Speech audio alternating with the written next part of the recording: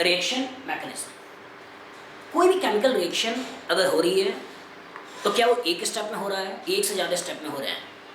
एक जो electrons attack कर रहे हैं, जो इलेक्ट्रॉन डेफिशिएंट सिस्टम अटैक कर रहा है या इलेक्ट्रॉन रिच सिस्टम अटैक कर रहा है, तो कौन अटैक करके किस तरह का प्रोडक्ट का फॉर्मेशन करता है। क्या वो एक स्टेप में होते हैं, ये दो स्टेप में होते हैं। उनके जो प्रोसेस हैं, जो पाथ हैं, उस पाथ को समझाने के लिए जो थ्योरेटिकल एस्पेक्ट लगाते हैं, वो theoretical aspect is called as mechanism. तो अगर किसी भी केमिकल रिएक्शन को देखा जाए तो केमिकल रिएक्शंस में मेनली क्या होगा, एक होगा सबस्ट्रेट, एक होगा रिएजेंट। इनको डिसॉल्व करने के लिए चीजें होती हैं सॉल्वेंट, और फाइनली जो हमें मिलता है वो होता है प्रोडक्ट। मतलब कोई भी केमिकल रिएक्शन इन्हीं चारों चीजों से मिलकर बना होगा, एक सबस्ट्रेट, रिएजेंट, सॉल्वेंट और प्रोडक्ट। क्लियर। अगर ऑर्गेनिक केमिस्ट्री का पॉइंट ऑफ व्यू बात करें तो मैंने शुरू में ही बताया था कि सबस्ट्रेट वो सारे चैप्टर्स हैं जिन्हें हमें पढ़ने होते हैं। जैसे अगर कार्बन की बॉन्डिंग की बात सोचें तो ये कार्बन सिग्मा बॉन्डेड होते हुए अल्काइल हैलाइड बना सकते हैं, ये अल्कोहल बना सकता है, ये ईथर बना सकता है, COC ईथर बना सकता है, ये प्राइमरी अमीन बना सकते हैं, ये सेकेंडरी अमीन बना सकता है, इवन ये टर्सरी अमीन हो सकता है। क्लियर। ये सारे सिग्मा बॉन्डेड कंपाउंड। अगर मैं पाई बॉन्डेड कंपाउंड के बारे में सोचूं तो पाई बॉन्डेड कंपाउंड्स में कार्बन ऑक्सीजन का पाई बॉन्ड लेते हुए मैं यहाँ पे एल्डिहाइड सोच सकता हूँ, मैं यहाँ पे एसिड हैलाइड सोच सकता हूँ, इवन अगर मैंने यहाँ पे OH लगा दिया तो ये कार्बोक्सिलिक एसिड हो सकती है। अगर OC कर दें एस्टर हो सकता है, अगर मैं NH2 कर दूँ इसका मतलब प्राइमरी अमाइड हो सकता है, अगर मैं NH और C कर दूँ सेकेंडरी अमाइड हो सकता है, अगर मैं NCC कर दूँ इसका टर्सरी अमाइड हो सकता है, इवन अगर मैं OCO और H या C कर दूँ इसका एसिड एनहाइड्राइड भी हो सकता है। ठीक। अगर कार्बन नाइट्रोजन डबल बॉन्ड की बात करें तो कार्बन डबल बॉन्ड नाइट्रोजन में अगर यहाँ H या C है और उसके बाद देखें अगर हमने यहाँ पे H ले लिया तो ये इमीन हो सकता है, अगर मैंने यहाँ पे C ले लिया अल्काइल इमीन हो सकता है, अगर मैंने यहाँ पे OH ले लिया ऑक्सीन हो सकते हैं, अगर मैंने यहाँ पे NH2 ले लिया हाइड्रोजन हो सकता है, अगर मैंने यहाँ पे NH और PH ले लिया फिनाइल हाइड्रोजन हो सकता है। इवन इस फिनाइल के अंदर कोई सब्स्टिट्यूशन सोचते हुए हम अगर मान लो 2 और 4 पोजीशन पे नाइट्रो ग्रुप लगा दें तो 2,4 डाइनाइट्रोफिनाइल हाइड्रोजन हो सकता है। इवन अगर मैंने यहाँ पे NHCO NH2 कर दें इसका सेमी कार्बोजोन हो सकता है। तो कार्बन डबल बॉन्ड नाइट्रोजन से भी बहुत सारे कंपाउंड के फॉर्मेशन हो सकते हैं। Even carbon double bond carbon से हम अल्कीन सोच सकते हैं, even carbon triple bond carbon से हम अल्काइन सोच सकते हैं, even carbon triple bond nitrogen से हम नाइट्राइल सोच सकते हैं, और कार्बन सिंगल बॉन्ड कार्बन इस पर्टिकुलर से हम इवन अल्केन सोच सकते हैं। तो ये सारे जो मॉलिक्यूल्स हैं ये सारे मॉलिक्यूल्स सबस्ट्रेट के रूप में देखे जाएंगे, और जिनके ऊपर हमें केमिकल रिएक्शन पढ़ने हैं, जिनके ऊपर केमिकल रिएक्शन देखे जाते हैं। ऑर्गेनिक मॉलिक्यूल्स में यही सारे चैप्टर्स हैं जिनके ऊपर केमिकल रिएक्शन की बात करते हैं। तो all the chapters are used as a substrate. तो इस पर्टिकुलर का आप ध्यान से देखो तो कार्बन की बॉन्डिंग या तो अपने से ज्यादा इलेक्ट्रोनेगेटिव एटम से होगा या कार्बन की बॉन्डिंग अपने बराबर इलेक्ट्रोनेगेटिव एटम से होगा। और अगर मैं कभी ऑर्गेनोमेट्रिक कंपाउंड की बात कर दूं तो इसका मतलब जैसे RMgX, तो कार्बन की बॉन्डिंग इससे लेस इलेक्ट्रोनेगेटिव एटम मेटल के साथ हो रहा है। अगर मैं बात कर दूं RLi मेटल की बॉन्डिंग कार्बन से हो रही है, मतलब कार्बन की इलेक्ट्रोनेगेटिविटी मेटल से ज्यादा है, तो इसका मतलब इस पर्टिकुलर के पास नेगेटिव चार्ज होगा और इस पर्टिकुलर के पास पार्शियल पॉजिटिव चार्ज होगा। तो इसका मतलब कभी कार्बन इलेक्ट्रॉन रिच हो सकता है, कभी कार्बन इलेक्ट्रॉन डेफिशिएंट हो सकते हैं। कभी कार्बन के पास अगर इलेक्ट्रोनेगेटिविटी का डिफरेंस नहीं है तो जब भी बॉन्ड की ब्रेकिंग की बात करेंगे तो ये बॉन्ड हमेशा बीच से टूटेगा। तो इसका मतलब on the basis of substrate reagent तीन तरह के हो सकते हैं। ये रिएजेंट तीन तरह के हो सकते हैं। अगर सबस्ट्रेट ऐसा है जिसमें कार्बन किसी ऐसे एटम से अटैच है जिसकी इलेक्ट्रोनेगेटिविटी ज़्यादा है, जिसकी इलेक्ट्रोनेगेटिविटी ज़्यादा है। क्लियर? तो उस केस में सबस्ट्रेट इलेक्ट्रॉन डेफिशिएंट है, और जो सबस्ट्रेट इलेक्ट्रॉन डेफिशिएंट है तो जो रिएजेंट इसके ऊपर अटैक करेगा वो रिएजेंट होना चाहिए इलेक्ट्रॉन रिच। और अगर रिएजेंट इलेक्ट्रॉन रिच है तो ऑर्गेनिक केमिस्ट्री के पॉइंट ऑफ व्यू इसी पर्टिकुलर को हम बोल देते हैं न्यूक्लियोफाइल। कि दोज ऑर्गेनिक स्पेसीज, वो ऑर्गेनिक भी हो सकता है, इनऑर्गेनिक भी हो सकता है, those species which are electron rich and attacks over carbon, चाहे वो कार्बन पार्शियल पॉजिटिव हो चाहे वो कार्बन फुल्ली पॉजिटिव हो। अगर ऑर्गेनिक केमिस्ट्री की बात करें तो ऑर्गेनिक केमिस्ट्री में जो सेंट्रल एटम है वो सेंट्रल एटम है कार्बन, कि कार्बन के ऊपर अटैक हो रहा है और अटैक करने वाला स्पेसीज इलेक्ट्रॉन रिच है, तो इसका उस स्पेसीज को बोला जाएगा न्यूक्लियोफाइल। क्लियर? अगर कार्बन इलेक्ट्रॉन डेफिशिएंट है तो उसके ऊपर अटैक किसने किया? रिच ने। लेकिन अगर कभी कार्बनिक इलेक्ट्रॉन रिच हो जाए, जैसे RNGX लिया मैंने, जैसे अल्काइल लिथियल लिया मैंने, तो जब कार्बनिक इलेक्ट्रॉन रिच हो जाए ये जिसके ऊपर अटैक करेंगे वो होना चाहिए इलेक्ट्रॉन डेफिशिएंट। तो अगर इलेक्ट्रॉन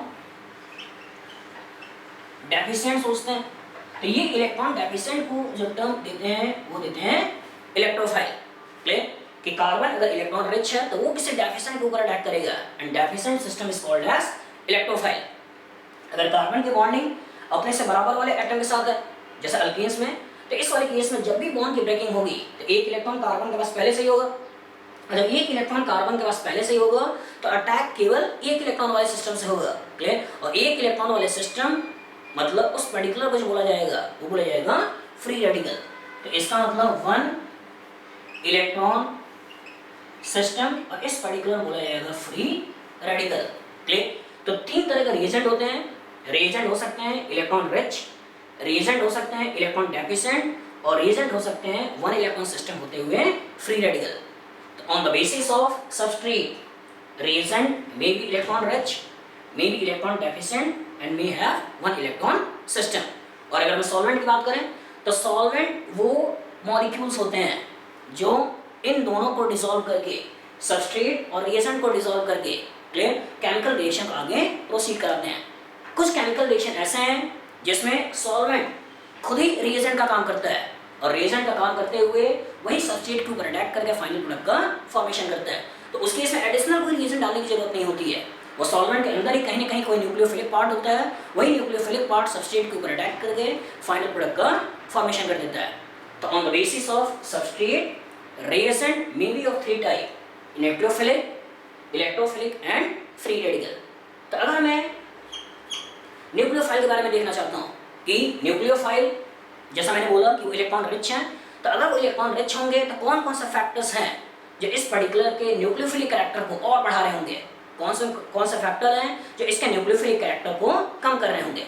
तो जैसे अगर मैं ये सोचता हूँ कि कोई एक मॉलिक्यूल है, जैसे समझाने के लिए मैंने ले लिया RX, और RX वाले केस में मैंने ले लिया अगर मान लो CH3, CH2 और Br, ये पर्टिकुलर मैंने मॉलिक्यूल ले लिया, और इस मॉलिक्यूल को किसी कंटेनर के अंदर डाल दिया, किसी कंटेनर के अंदर मैंने डाल दिया।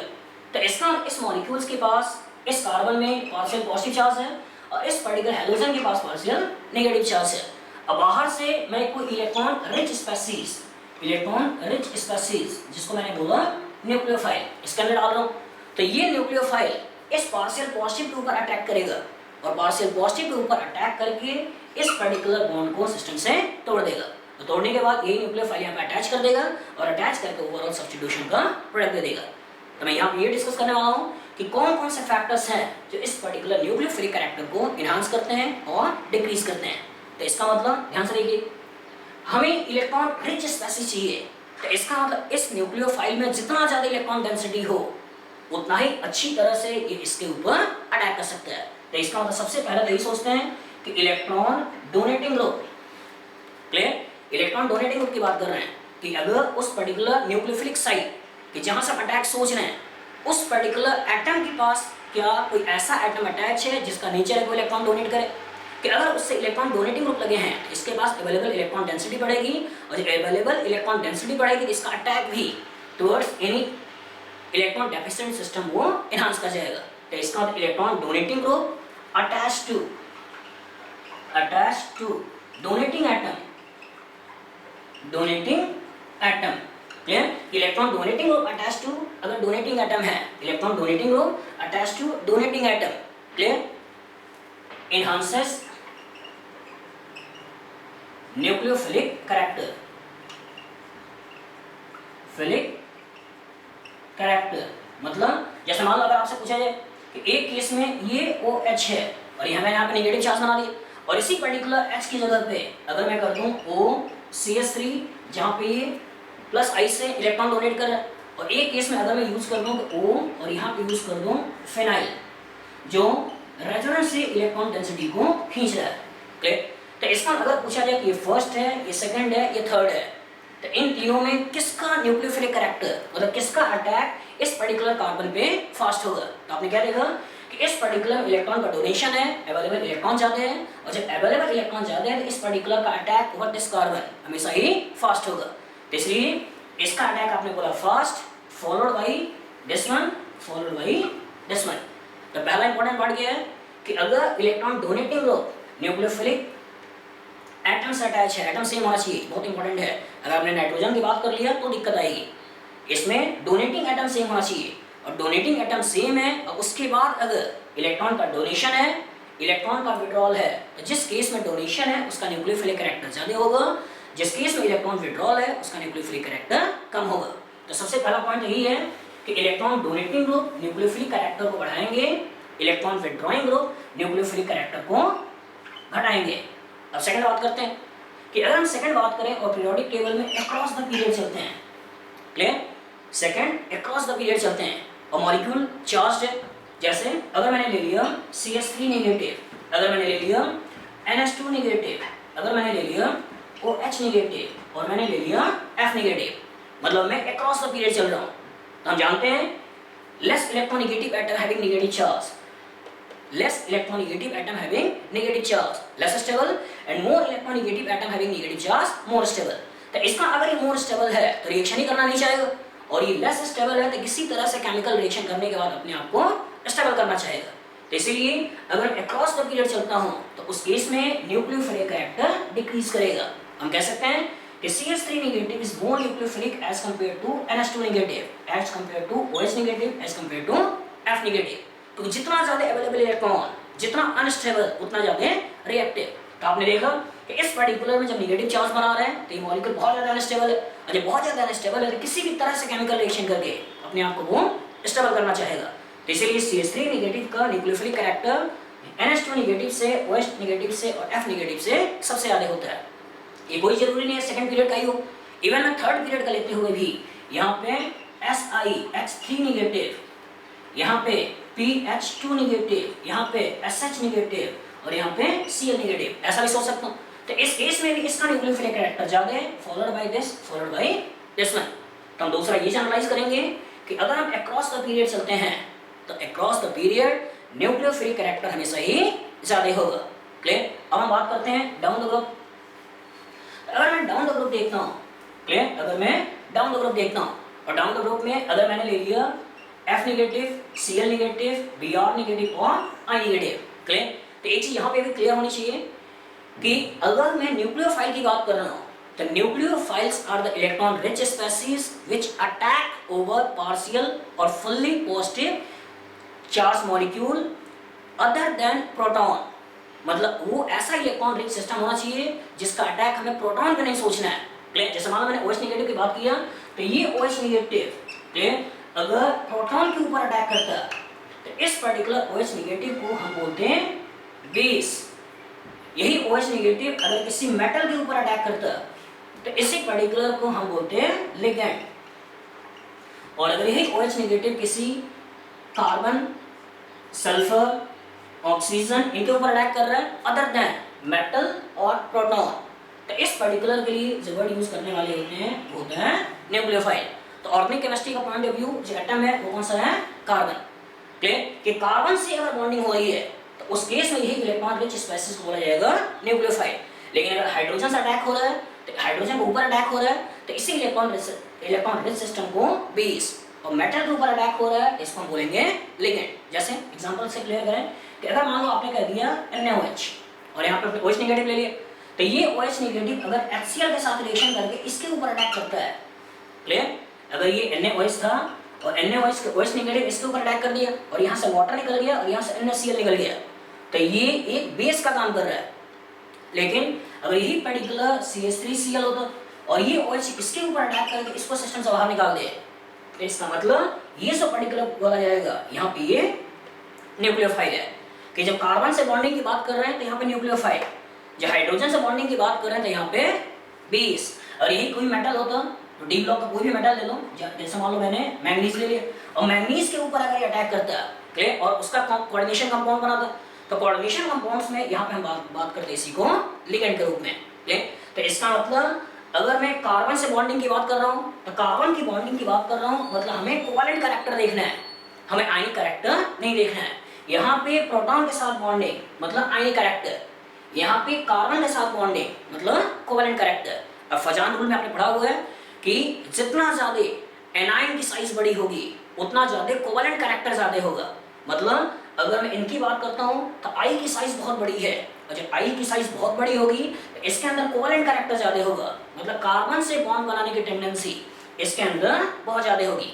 लेकिन अगर F नेगेटिव की बात करते हैं तो F नेगेटिव का न्यूक्लियोफिलिक कैरेक्टर कम होगा, कार्बन से बॉन्ड बनाने की टेंडेंसी उसकी कम होगी। इसलिए कहते हैं कि डाउन द ग्रुप जाने से न्यूक्लियोफिलिक कैरेक्टर बढ़ता है। I negative is a good nucleophile as compare to Br, as compare to Cl, as compare to F negative. तो इसका मतलब अगर तीसरा जनरलाइज करें तो हम ये कहेंगे कि डाउन द ग्रुप जाने से न्यूक्लियोफिलिक कैरेक्टर बढ़ता है। इसलिए हम कहेंगे I greater than Br greater than Cl greater than F negative. ये कोई जरूरी नहीं हैलोजन के केस में ही हो, हैलोजन को छोड़कर भी सोच सकता हूँ। अगर कभी केस ऐसा है कि SH नेगेटिव और कभी आ जाए OH नेगेटिव और आपसे पूछा इन दोनों में अच्छा न्यूक्लियोफाइल कौन सा है, तो आप क्या कहोगे SH negative, because size of sulphur is larger as compare to size of oxygen. इसलिए SH negative is good nucleophile as compare to OH negative. Even ये फास्फोरस के केस में लेते हुए भी अगर आपसे पूछा जाए PH2 नेगेटिव है और अगर आपसे पूछा जाए NH2 नेगेटिव है और इन दोनों में अच्छा न्यूक्लियोफाइल कौन सा है, तो आपको क्या कहना होगा PH2 नेगेटिव। कि जैसे जैसे साइज बढ़ेगा वैसे वैसे न्यूक्लियोफिलिक कैरेक्टर बढ़ेगा।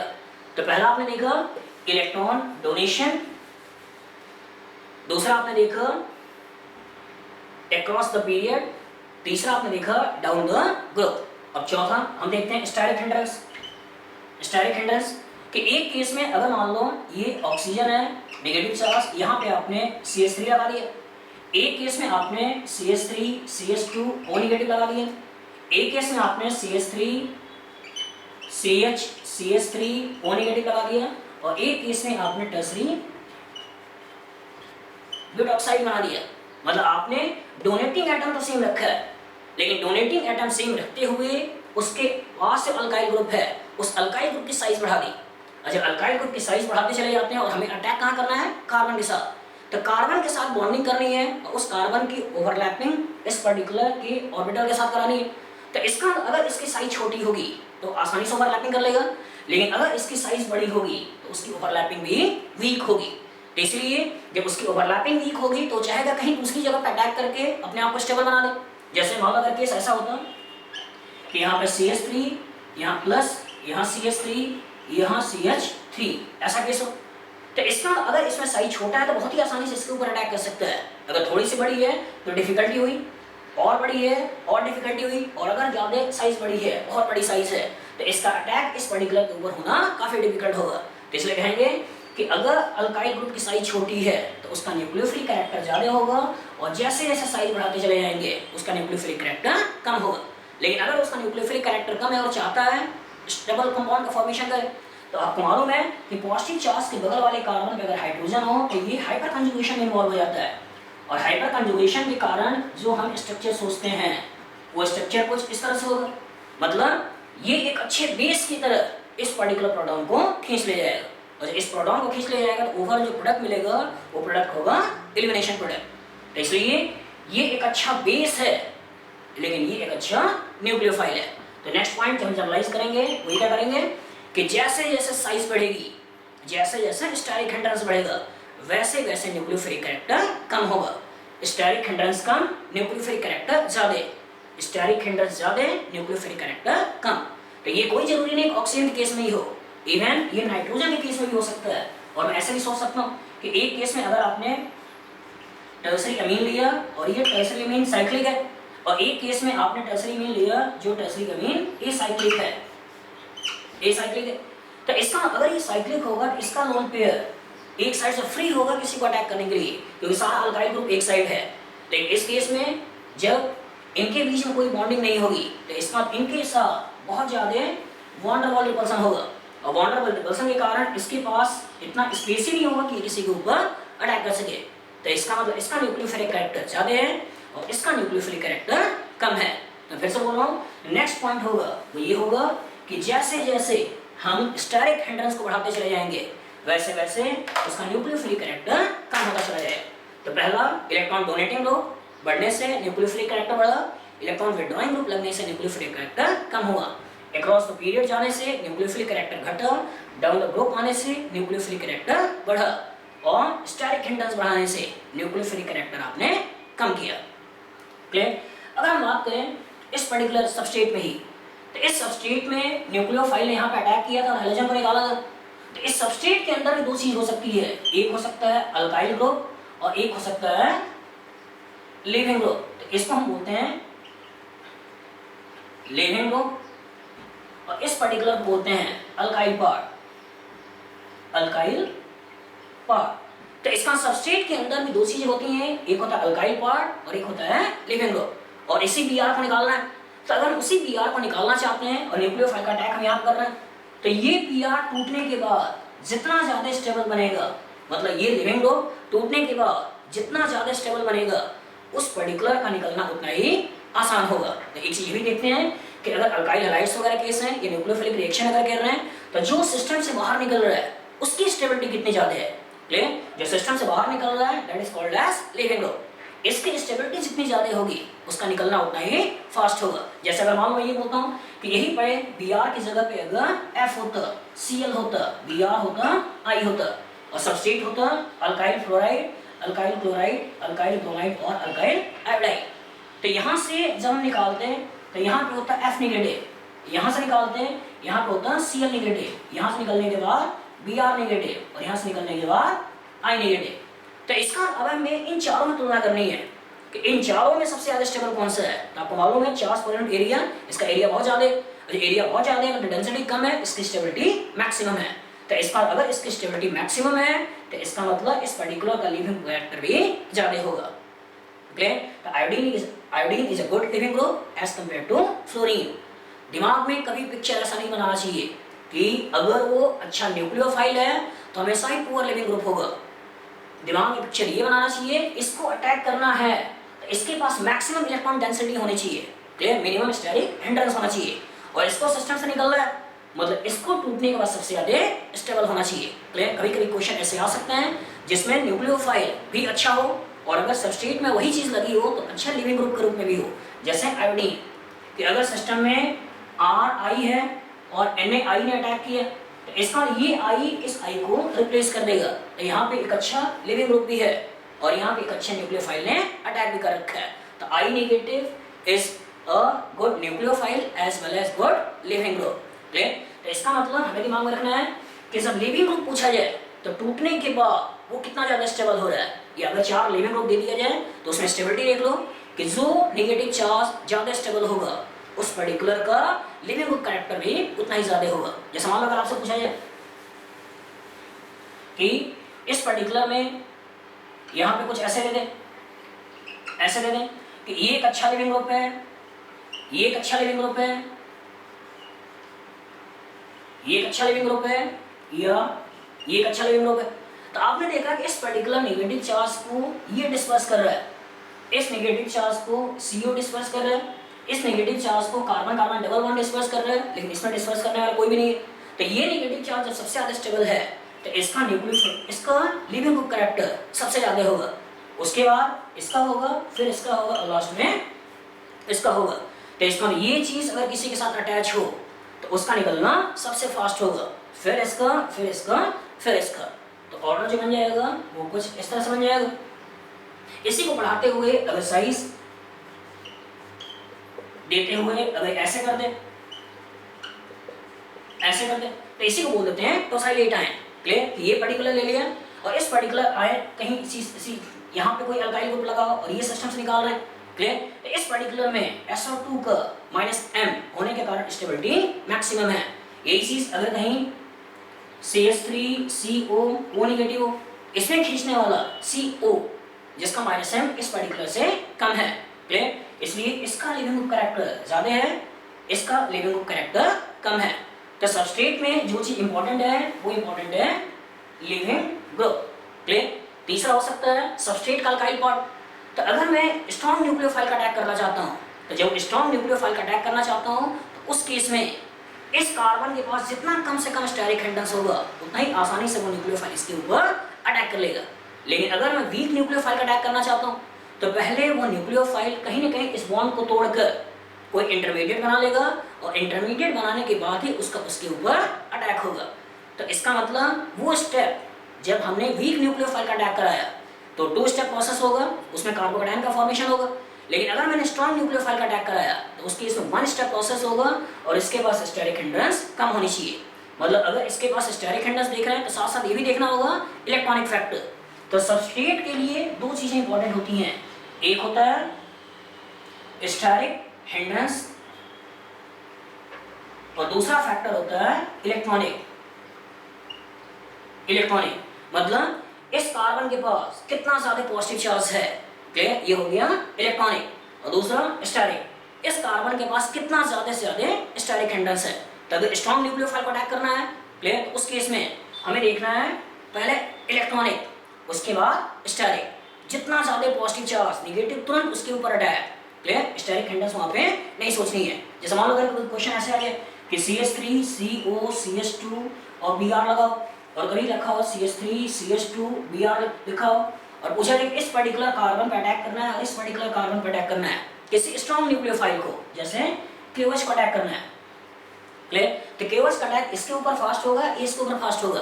तो पहला ऑब्जर्वेशन ये कहेगा कि इस मॉलिक्यूल के पास स्टेरिक हिंड्रेंस ज्यादा है, इस मॉलिक्यूल के पास स्टेरिक हिंड्रेंस कम है। लेकिन मैंने क्या बोला कि जब आपने स्ट्रॉन्ग न्यूक्लियोफाइल देखा है तो सबसे पहले आपके दिमाग में आना चाहिए इलेक्ट्रॉनिक, क्योंकि इस केस में CO का -I लगा हुआ है और CO के -I के कारण यहाँ पे बहुत ज्यादा पॉजिटिव चार्ज है और यहाँ पे CH3 का +I लगा हुआ है और CH3 के +I के कारण इसके पास पॉजिटिव चार्ज कम है। इसलिए ये स्ट्रॉन्ग न्यूक्लियोफाइल इसके ऊपर आसानी से अटैक कर लेगी, इसके ऊपर डिफिकल्टी से अटैक करेगी, क्लियर। तो इसलिए जब वो स्ट्रॉन्ग न्यूक्लियोफाइल है तो स्ट्रॉन्ग न्यूक्लियोफाइल में सबसे पहले आपके दिमाग में आना चाहिए इलेक्ट्रॉनिक, उसके बाद आपके दिमाग में आना चाहिए स्टेरिक। लेकिन अगर कभी क्वेश्चन वीक न्यूक्लियोफाइल का पूछे, जैसे वाटर दे दें और सबस्ट्रेट ऐसा लिखा हो, सबस्ट्रेट ऐसा लिखा हो, तो इस केस में यहाँ पे बहुत ज्यादा स्टेरिक क्राउडिंग है, बहुत ज्यादा स्टेरिक क्राउडिंग है और रिएक्शन वाटर का करा रहे, तो water is a weak nucleophile which can not break this carbon halogen bond. तो अगर इस पर्टिकुलर को ब्रेक नहीं कर सकता है डायरेक्ट, तो धीरे धीरे इलेक्ट्रोस्टैटिक फोर्स अट्रैक्शन से वो धीरे धीरे सीक्वेंशियल ऑर्डर में इस पर्टिकुलर को तोड़ेगा, क्लियर। डायरेक्ट उसको नहीं तोड़ सकता है, टाइम लेगा, टाइम कंज्यूम करने के बाद उसको तोड़ेगा। तो वो स्टेप हम बोलते हैं स्लो स्टेप। स्लो स्टेप में एक बार जब कार्बोकैटायन बन गया, क्लियर, अब ये उसके ऊपर अटैक करके अल्कोहल का फॉर्मेशन कर देगा। इस केस में स्टेरिक हिंड्रेंस कम था, लेकिन यहाँ भी ये डायरेक्ट उसको नहीं निकाल सकता है, बल्कि धीरे धीरे स्लो स्टेप में इस पर्टिकुलर को बाहर निकालेगा और कार्बोकैटायन का फॉर्मेशन करेगा, क्लियर। तो पहला ऑब्जर्वेशन ये कह रहा है कि ये कार्बोकैटायन ज्यादा स्टेबल है, ये कार्बोकैटायन कम स्टेबल है, क्योंकि इसमें रेजोनेंस है और इसमें केवल हाइपरकंजुगेशन और इंडक्टिव इफेक्ट है। लेकिन ओरिजिनली ये जहां से आया हुआ है इसके पास स्टेरिक हिंड्रेंस बहुत ज्यादा है, इसके पास स्टेरिक हिंड्रेंस कम है और अटैक हम वीक न्यूक्लियोफाइल का कर रहे हैं। तो वीक न्यूक्लियोफाइल के केस में जो डोमिनेटिंग फैक्टर है, this dominating factor is steric hindrance. कि जब सबस्ट्रेट के पास बहुत ज्यादा स्टेरिक हिंड्रेंस है तो न्यूक्लियोफाइल अप्रोच ही नहीं कर सकता है और अगर रिएक्शन हो रहा है तो पहले हमें इसको तोड़कर कार्बोकैटायन बनाने हैं। तो इस केस में जब भी रिएक्शन होगा वो टूटने के बाद ही होगा, लेकिन इस केस में डायरेक्ट भी रिएक्शन हो सकता है और साथ साथ टूटने के साथ भी हो सकता है। तो इसमें अगर पूछा जाए SN1 की टेंडेंसी, तो इसकी SN1 का रेट कम होगा, इसका SN1 का रेट ज्यादा होगा, जिसको बाद में पढ़ेंगे डिटेल में। तभी मैं ये कहना चाहता हूँ कि अगर सिस्टम में वीक न्यूक्लियोफाइल है तो वीक न्यूक्लियोफाइल के केस में आपके दिमाग में होना चाहिए स्टेरिक हिंड्रेंस, लेकिन कभी सिस्टम में स्ट्रॉन्ग